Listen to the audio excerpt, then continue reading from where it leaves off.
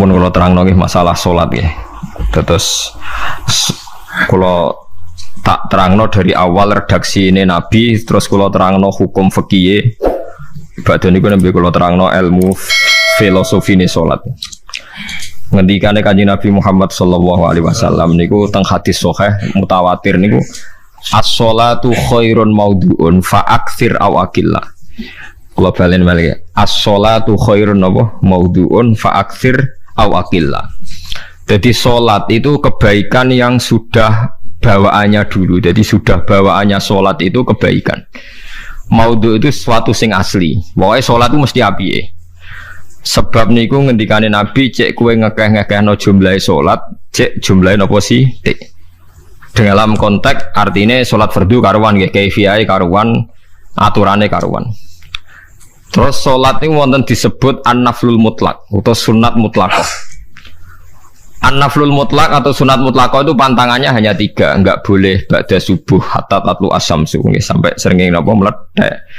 Gak oleh pas waktu zawal. Nggih niku antarane mriki pinten nak dhuwur nggih 12:05 menit nggih. Wis pokoke meh dhuwur niku mboten angsal. Niku jenenge wektu napa? Zawal. Terus nomor 3 ba'da asar nganti napa? Surupe napa? Srengenge. Larangan 3 salat ini bisa dibatalkan kalau ada sebab yang mukorin. Misalnya bar ngasar kok ana wong mati. Berarti kita angsal salat napa? Jenazah. Utawa kowe bar subuh mlebu masjid terus dhe wudu. Niku ana ulama sing darani tetep salat tahiyat napa? Masjid. Mergo sebabe nggih dukhulul masjid. Jadi hanya ada pantangan niku wau. Niki rungokno tenan nggih. Nah terus yang menjadi kontroversi mulai zaman ulama ngantos samangke itu kaifiyah kados traweh. Wis ora usah tersinggung niki ilmu. Teng riwayat-riwayat Bukhari Muslim Nabi nu nak witir itu 9 rakaat. Lam yakut minhunna fi akhirihinna illa wahidan. Di Nabi nate salat witir itu 9 rakaat enggak duduk sama sekali, mau terakhir duduk pas ke-9 terus salam. Nah, sebagian riwayat Nabi memotong sholat itu sholatul laili masna berarti 2 8 terus 1 witir. Ini rumono tenan.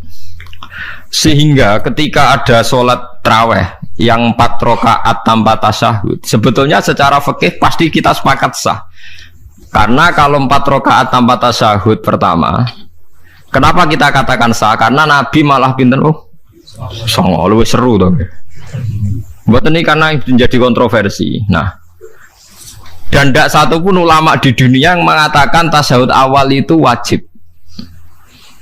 Sampean yakin tasyahud awal wajib atau sunat? Sunat.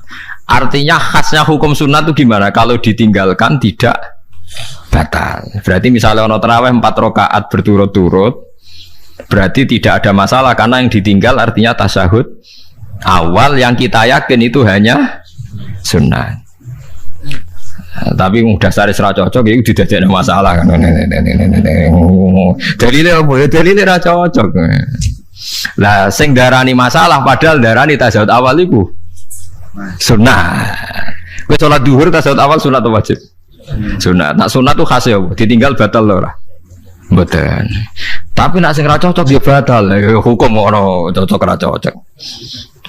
Mboten iki kula terangno. Nah, tarawih itu yang kontroversi ini teng kitab Majmu' karangan Imam Nawawi. Ya akal-akalane tiang-tiang niku. Kula nganti sakniki kan mboten nate ngimami, tapi nggih tak kandhani imam.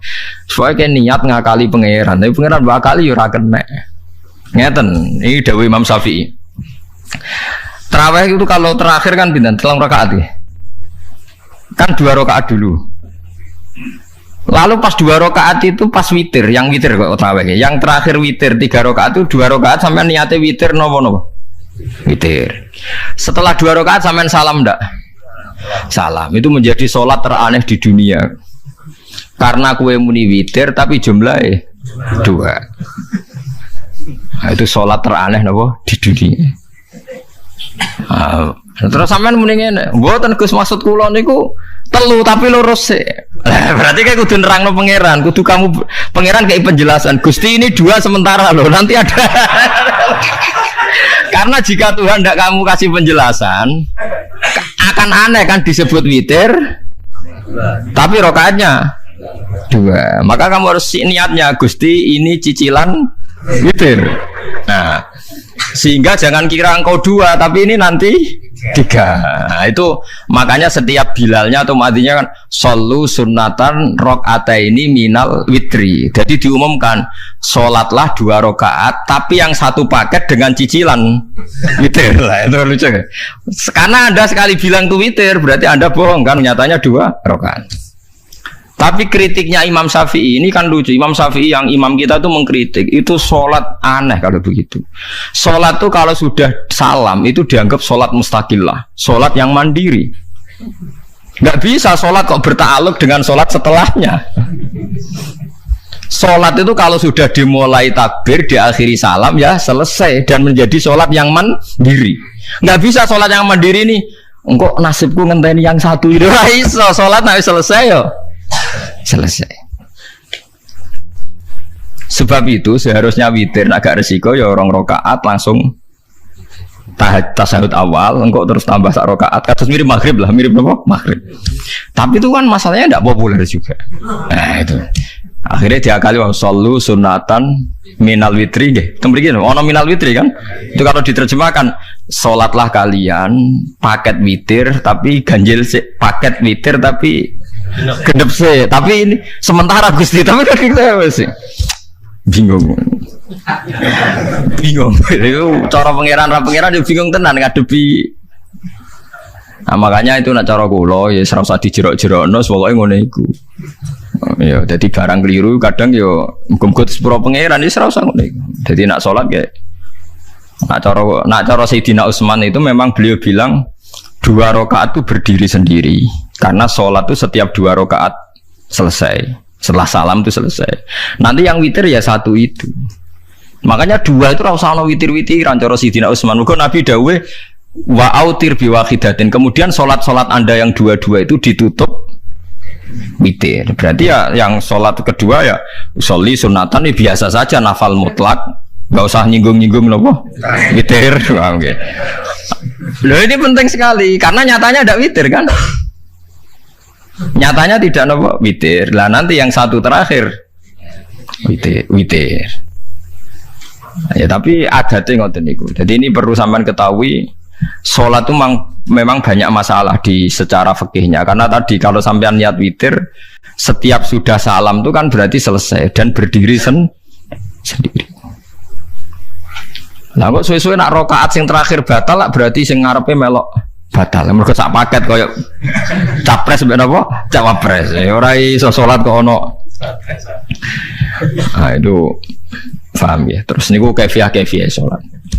Di sampean memang akal-akalan tengene witir pun bener solu sunnatam minal witri rakaataini. Dadi niku rondok bener ya rondok ngawur. Dadi ngawurnya itu tadi wong salat niku mustaqillah setelah ditutup salam selesai kok bergantung. Hanya nasib 2 ini kan bergantung setelahnya kan. Mana ada salat kok sudah ditutup berkaitan. Mulane kula nu nak witir ya ora tau tak niati witir. Mun kula ora cocok mek pengumuman niku ora pati cocok. Tapi kan kula makmum, ora malah dihisab kan cara salah yes. Usolli sunatan anut imam teng ati kula mpun sesuai. Nah, ame salah ya malah salah, nak bener ki melok napa? Bener, tepak-tepakan wonten mawon. Jadi kalau ini wong alim fikih tapi paling tersiksa kok kalah mbek adat, kalah mbek napa adat. Nabi nentang adat ora apik. Jare Nabi kono umume wong ya melok umume wong. Nek wong bento ya melok napa bento. Nah itu intinya Imam Syafi'i harusnya punya rasa malu orang yang mengatur sholat sedemikian rupa. Sebenarnya sholat itu niatem salah lah, kelira-keliru lah. Wong sholat itu wis apik, ora usah detail-detail napa niat. Lalu dari Imam Syafi'i kowe mlebu masjid niat duha ya untuk tahiyat masjid, niat tahiyat masjid nak waktu duha ya untuk duha. Karena wis barang apik, wis piye-piye tetep apik. Ngono, dadi ora usah ribet-ribet niat ngono bae wong barang apik. Paham ya? Tapi kan sederhana kan sebenarnya kita tidak perlu bulat. Gak perlu apa? Bulat. Paham ya? Terus ini penting. Nah, terus yang ketiga masalah kesunatan jamaah dan tidak. Ini kalau terang detail. Menurut hukum fikih, tahajud itu jelas gak disunatkan jamaah. Witir juga gak disunatkan jamaah. Tapi semua ulama yang bilang tidak disunatkan itu gak ada yang memfatwakan hak batal kalau berjamaah. Jadi tidak ada yang bilang dikatakan batal kalau jamaah. Cuma tidak disunatkan jamaah. Tapi Rasulullah itu pernah main di salah satu sahabat di waktu duha. Sahabat itu sakit, ingin ngundang Rasulullah, kepengen dalamnya di kenangan nanti tinggi sholat sinten Rasulullah. Ternyata Rasulullah ketika sholat, anak-anak dan istrinya yang sakit tadi ikut jamaah dan Nabi membiarkan. Bahkan Nabi sempat ngatur soft. Padahal itu satu bentuk sholat yang kategorinya nggak disunatkan apa? Jamaah. Itu makanya Imam Nawawi bilang sholat-sholat yang nggak disunatkan jamaah itu masih boleh jamaah. Seperti witir, duha. Nggih, tapi aja terus jadi gerakan tahajud bersama. Nah niku kula ora cocok nih. Wong ora kepen tahajud kok dijak napa? Tahajud. Kula nggih nate dipamiti Gus nek ana tahajud bersama piye? Cangkem ora usah. Wong sing ngeloni bojone lagi ibadah, bocah ibadah sing ora enak. Mergo jare Nabi wis jelas wa fi buti ahadikum sedekah. Nanti kowe ku malah lucu. Wis ibadah kok bocah apa? Ibadah. Jadi sing ngeloni, lho ngeloni ra kudu ngeloni bojo, ngeloni anak iku ya napa? Ibadah. Takokno ruhen. Nak ngeloni bojo gak di masa depan ngeloni apa? Anak. Ngeloni anak nggih napa? Ibadah. Ning omah njaga anak bojo timbang dhewean nggih napa?